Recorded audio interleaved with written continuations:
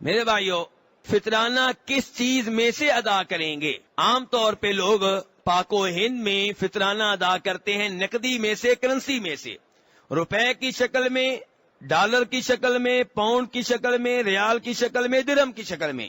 دیکھنا یہ ہے کہ کیا نبی علیہ الصلوۃ والسلام اور آپ کے صحابہ کرام سے بھی اس کا کوئی ثبوت ملتا ہے؟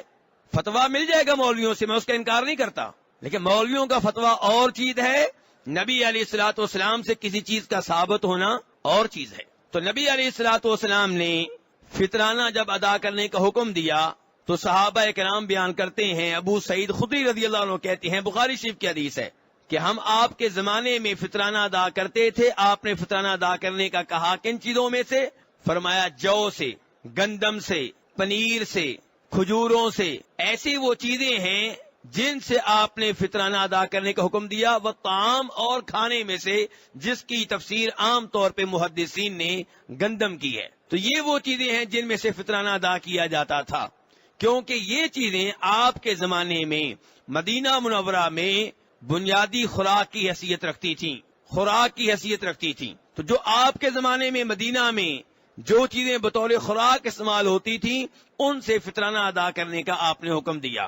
کیا آپ کے زمانے میں کرنسی نہیں تھی؟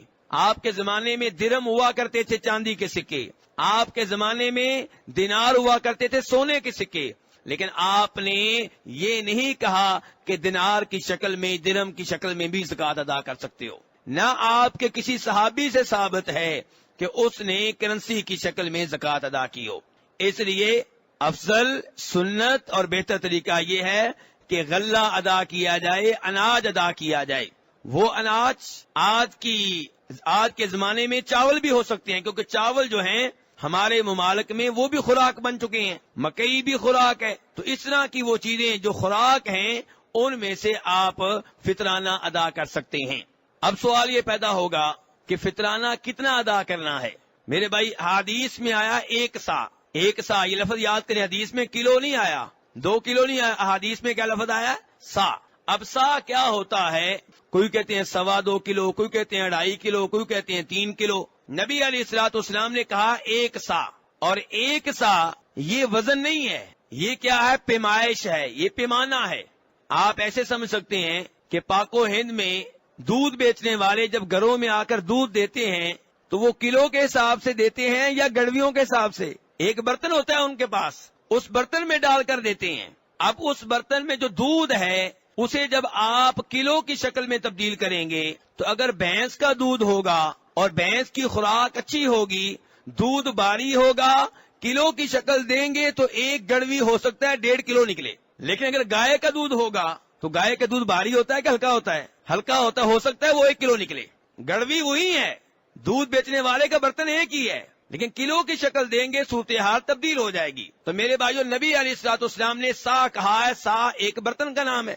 اب اس برتن میں اگر آپ گندم ڈالیں گے اور کلو کی شکل دیں گے تو ہو سکتا ہے وہ نکلے 2.5 کلو، چاول ڈالیں گے تو کلو کی شکل دیں گے، ہو سکتا ہے وہ 3 کلو نکلے۔ بلکہ گندم بھی ایک علاقے کی گندم کا وزن ہو سکتا ہے اور ہو، دوسرے علاقے کی گندم کا وزن اور ہو۔